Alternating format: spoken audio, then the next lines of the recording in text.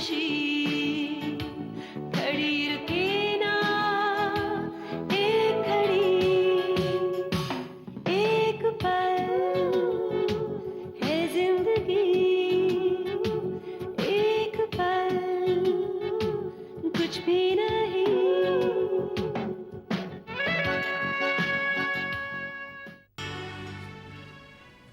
अगर बहुत देर तक ऐसा टेंशन माँ के दिमाग पर रहा तो मुझे डर है यार, वो बहुत जल्द पागल हो जाएंगी। ऐसा मत बोल ऋषभ। यार तूने हाल ही में उनकी हालत नहीं देखी?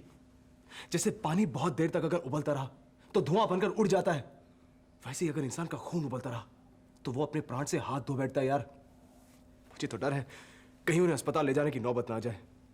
तुम पुलिस वालों से मिले? पुलिस वाले ले देकर यही एक काम तो कर पा रहा हूं, अपने दिल को तसल्ली देने के लिए कि मैं भी कुछ कर रहा हूं उन लोगों के लिए।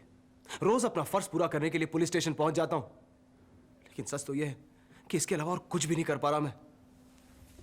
न करण की हिफाजत कर पाया, न ही मां को तसल्ली दे पाया। कहते क्या हैं पुलिस वाले? नतीजा 0 है, बिल्कुल 0। लेकिन कहते हैं कि सब कुछ बराबर चल रहा है। कुछ टेलीफोन लाइंस टैप कर रखी है, अब पता नहीं सबसे क्या होगा।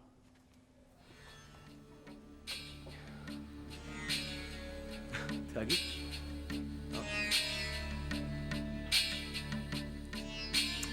त्यागी, ठीक है तुम्हें अभी तक कोई कामयाबी नहीं मिली ना सही, लेकिन अपने चेहरे पर इतनी शर्मिंदगी तो मतलब।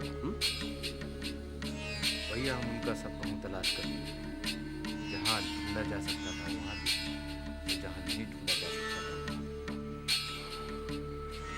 लेकिन त्यागी ये बात तो तय है कि वो लोग अभी तक बॉम्बे में।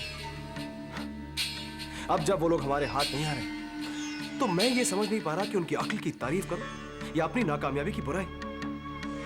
सोचा था उन्हें आड़े हाथ देना बहुत आसान होगा, लेकिन उतना ही मुश्किल हो रहा है।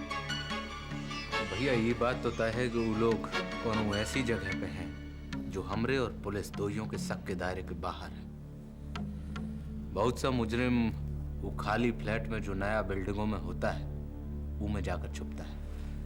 हम सोचता हूं कि हम उनको वहां जाकर तलाश। वो त्यागी, मुझे तो ताज्जुब होता है कि तुम्हें सोचने का वक्त कैसे मिल जाता है। तुम ये वक्त जाया क्यों कर रहे हो? तुम्हें अभी तक ये तलाश शुरू कर देनी चाहिए थी। भैया ऐसा कामन के लिए पूरा फौज का जरूरत पड़ता है। हम पता किया हूँ, हिसाब लगाया हूँ कि अलग अलग एरिया में कम से कम 50,000 से ज्यादा ऐसा मकान है जो खाली डला है। अब मान लीजिए अगर हम एक सिरा से उन सबरे मकानन का तलाश अकेला शुरू करता हूँ तो ही मैं टाइम बहुत लग जाएगा। अब तुम लोगों को जो करना है तुम ही लोग सोचो और तुम ही लोग करो। मेरी अकल पर तो पत्थर पड़ गए। वैसे भी मैं कुछ दिनों के लिए माँ के साथ रहने जा रहा हूँ। तुम लोगों से जो बन पड़ता है करो, आई डोंट केयर। और हाँ, माँ के घर मुझे फोन मत करना प्लीज, क्योंकि वहाँ की सारी टेलीफोन लाइंस टैप की गई हैं। पता लगा अपना तो कोई काम हुआ नहीं, बेकार में फंस गए।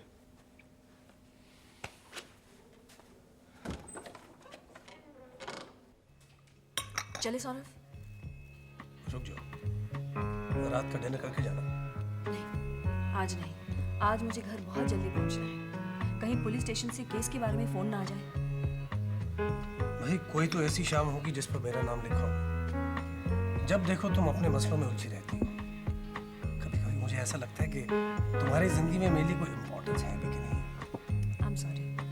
अब देखो ना, तुम भी मेरी जिंदगी में इतनी देर से दाखिल हुए हो कि मैंने उस दौरान कई रोक पाले। अगर तुम जिंदगी में थोड़ा पहले आ जाते ना तो मेरे हर शाम पर तुम्हारा ही नाम लिखा हुआ होता। प्रॉमिस। अब मुझे जाना है। रुक जाओ, मुझे तुमसे जरूर बात करनी है। बोलो। अच्छा, अब हमारी शादी में रुकावट किस बात की है? तुम भी अच्छे खासे बेशर्म हो गए हो। पॉइंट ब्लैंक पूछ लेते हो। देखो तरीके तो और भी हैं, लेकिन उन तरीकों के लिए तुम्हारे पास वक्त नहीं है। इसके बारे में हमें सबसे पहले जाकर मम्मी से बात करनी पड़ेगी, उसके बाद डेट फिक्स कर लेंगे। अब मैं जा रही हूँ। Okay, bye. ठीक है। जा बेटे बबली, जाके आराम कर बेटा। नहीं नानी माँ, मैं तुम्हें अकेली नहीं छोड़ूंगी। अरे इधर मैं अकेली? ये मेरे सब साथी है, डॉक्टर है। जाओ। रहने दो उसे, मैं नहीं जाऊंगी। अरे जिद मत करो बेटा, पहले जिद करके मुझे अकेली छोड़ के चली जाती थी। फिर आज मैं जाना क्यों कहती हूँ? इसलिए जाती नहीं बेटा। जाओ बेटे जाओ। मैंने तुम्हें बहुत तंग किया है ना नानी माँ। कैसी बातें कर रही हो पागल? तूने जितना मुझे परेशान किया इतना मेरा प्यार बढ़ता गया।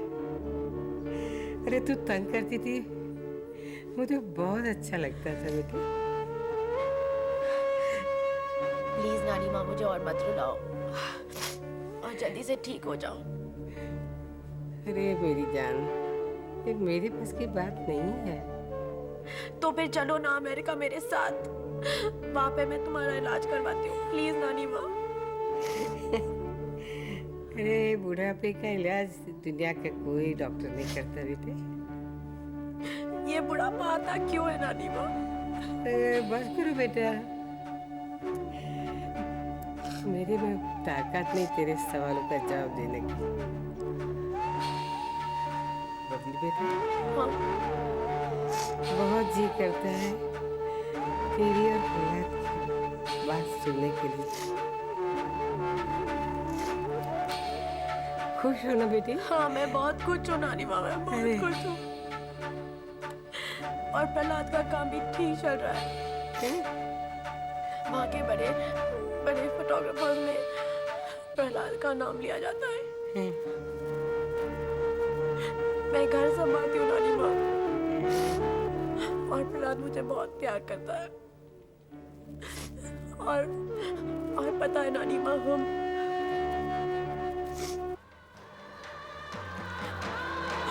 पता है नानी माँ, मैं तुम्हें बहुत प्यार करती हूँ। I'm sorry नानी।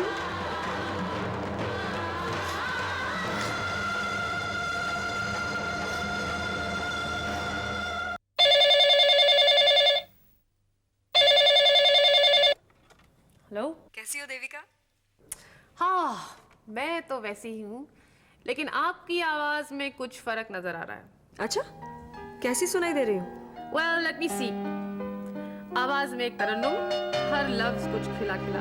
ए, नजर मत लगा। और देख, ये रंग अभी अभी मेरी जिंदगी में चढ़े, और जैसे दीवार पर पेंट को सूखने में थोड़ा वक्त लगता है, वैसे ही ये रंग मेरी दुनिया में बसते बसते बसेंगे। इस रंग का कुछ नाम तो होगा। नाम बता दूं? मैं बताती हूँ, डॉक्टर सौरभ। यही नाम है ना तुम्हारे नए रंग का? ये किसी पेंट का नाम नहीं है, ये मेरी नई खुशी का नाम है। मारी जाओ आपकी खुशी पर, आप वाकई बहुत खुश नजर आ रहे हैं। वाकई इस खुशी ने मुझे बहुत खुश कर दिया। सौरभ ने शादी की बात कर ली है, और अब वो आकर मम्मी से बात करेगा। Really? That's wonderful, Svetlana. That's wonderful. Congratulations. अच्छा सुनो, सॉरी इस मौके पर ये बात ला रही हूँ, मैं तुम्हें फ़ोन करने ही वाली थी। The thing is, रंजना देवी का फ़ोन आया था। She sounds like she's in a really bad state. काफ़ी ख़राब हालत है। अच्छा, तो मैं जाकर एक बार उनसे मिलाती हूँ। हाँ तुम ऐसा कर लो। और सुनो, तुम्हारी हर खुशी की खबर मुझे देती रहना। Okay, bye. बाय।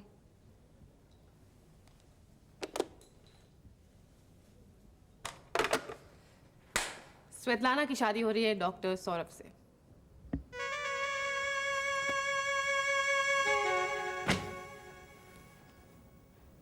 हम शादी कब करेंगे? इसी जल्दी क्या है? ऋषभ, तुम यहाँ? सब ठीक तो है? भाभी कहाँ है? मां अंदर आराम कर रही हैं। उनकी तबीयत कैसी है? चाचा, उनकी तबीयत के बारे में अब क्या कहूँ मैं?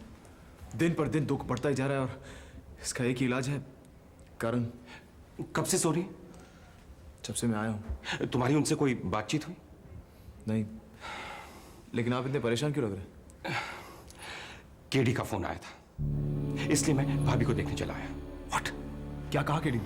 अनाप शनाप बक रहा था, कह रहा था कि करण जिंदा है या नहीं, जाके रंजना देवी की हालत देख लो, खुद पता चल जाएगा। ओह माय गॉड, इसीलिए माँ इतनी बौखला सी गई थी। चाचा, हाँ बिल्कुल पागल सी हो गई है। जानता हूं, केडी भाभी के जज्बातों के साथ खिलवाड़ कर रहा है। चाचा, अब इस केडी का कुछ करना ही पड़ेगा। साले को मरवा देते हैं। मेरी माँ को बिला वजह परेशान कर रखा है उसने। मेरी जगह अगर कोई और बेटा होता तो अभी तक उसके टुकड़े टुकड़े कर दिए होते। जानता हूं बेटे, तुम ऐसा कर भी सकते हो, लेकिन तुम ऐसा करोगे नहीं, क्योंकि तुम जानते हो कि तुम्हारी माँ का दूसरा बेटा करण उनके कब्जे में है। रैंसम मैं देने के लिए तैयार हूं, बल्कि मैंने अरेंजमेंट भी कर लिया है, लेकिन साथ ही साथ एक फैसला और किया है। उस वक्त हमें पुलिस को भी इन्फॉर्म कर देना चाहिए। चाचा जी, आपने मेरे मुंह की बात छीन ली। जब केडी वो जगह तय कर लेगा तो हम पुलिस को बता देंगे। एब्सोल्युटली। तुम दोनों ऐसा कुछ नहीं करोगे, समझे?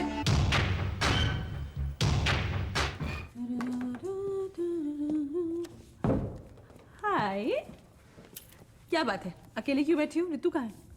वो सुनील के पेरेंट्स आए तो शायद उनके साथ डिनर पर गई है। सच नहीं तो मुझे ना रितु की जरा भी फिक्र नहीं होती है। सुनील ने जब से उसकी पूरी रिस्पॉन्सिबिलिटी उठा ली है ना, मुझे उसकी शादी की फिक्र भी नहीं है। मालूम है, सोचना पड़ता है तो सिर्फ मेरे लिए, है ना? बिल्कुल नहीं, क्योंकि मुझे अपनी छोटी बेटी की चॉइस पर पूरा भरोसा है। क्या हुआ? तुम हंस रही हो या रो रही हो? अभी अभी कुछ देर पहले मेरी चॉइस सरासर गलत साबित हुई है, और यहाँ आप आकर कहती हैं कि आपको मेरी चॉइस पर पूरा यकीन है। क्या हो गया? वॉल्टर आया था। वॉल्टर आया था? अरे तो उसमें रोने की क्या बात है? कैसा है वो? वैसा बिल्कुल नहीं जैसे कभी हुआ करता था।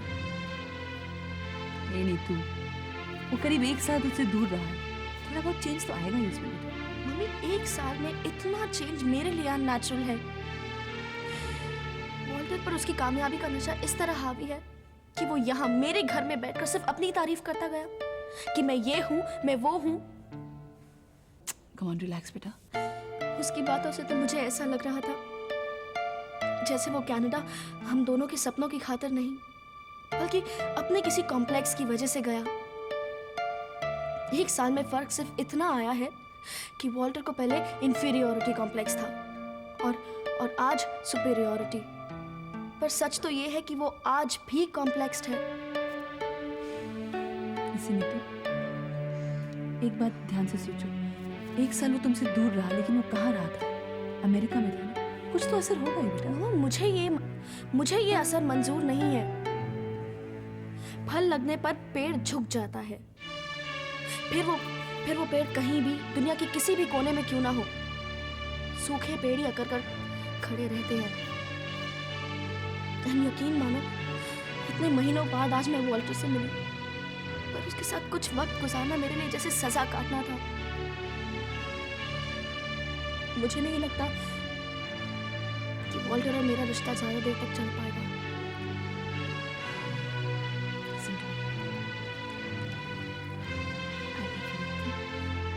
और एक बात ध्यान से सुनो, तुम जो भी फैसला करोगे, फ्रॉम मदर्स विद यू, मैं हमेशा तुम्हारे साथ रहूंगी।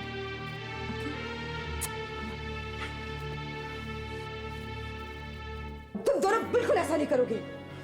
तुम हरगिज पुलिस को जाके ये नहीं बताओगे कि तुम केडी को कहाँ मिल रहे हो। तुम दोनों क्या मेरे बेटे को मारना चाहते हो? हाँ प्लीज, हम लोग तो सिर्फ ये सोच रहे थे कि तुमने ऐसा सोचा कैसे?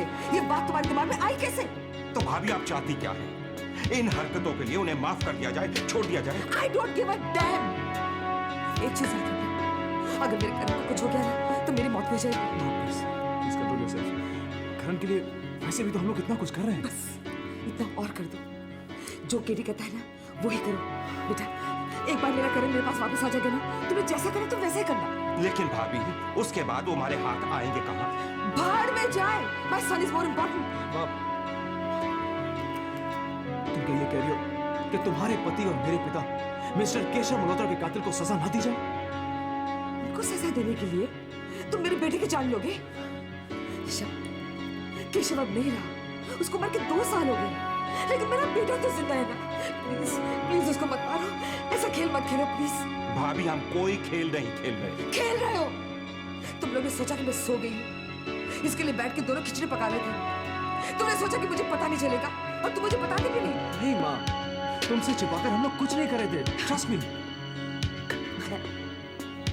अब जब मुझे पता चल ही गया ना, तो मेरी एक बात तुम लोगों ने कान खोल के सुनो। अगर मुझे जरा से भी भनक आई कि मेरे बोलने के बावजूद तुम पुलिस के पास गए हो ना, तो बेटा मेरे पास सिर्फ 2 रास्ते रह जाएंगे। या मैं केडी को जाके सारी चीजें बता दूं, या अपने आप को गोली मार दूं।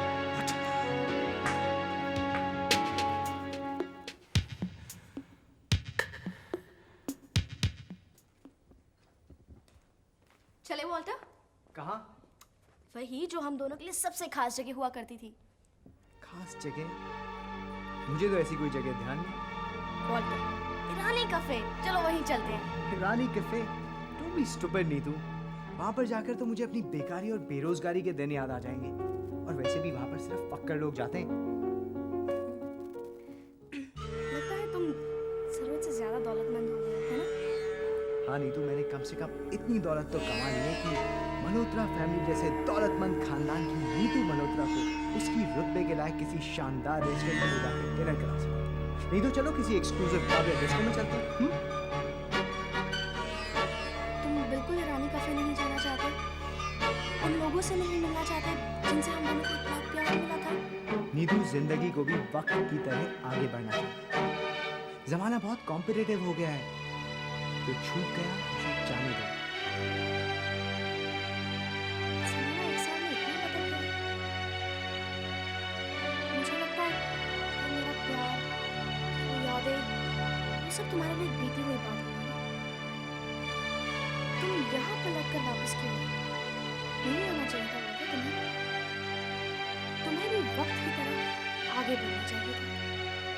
कम से कम तुम कल मुझ पर इल्जाम तो नहीं लगाओगे कि मैंने तुम्हारी कामयाबी पर असर डाला? क्यों खामखा अपना कीमती वक्त मुझ पर बर्बाद कर रहे हो? कहाँ जा रही हो? मेरी तबीयत अचानक खराब सी हो गई।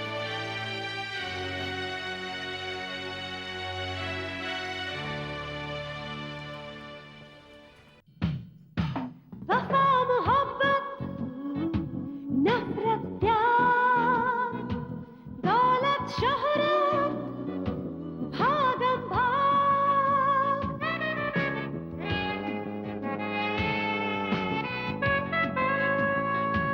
अंधा कुआं जहरीले नाग अपना सुर बेगाना राग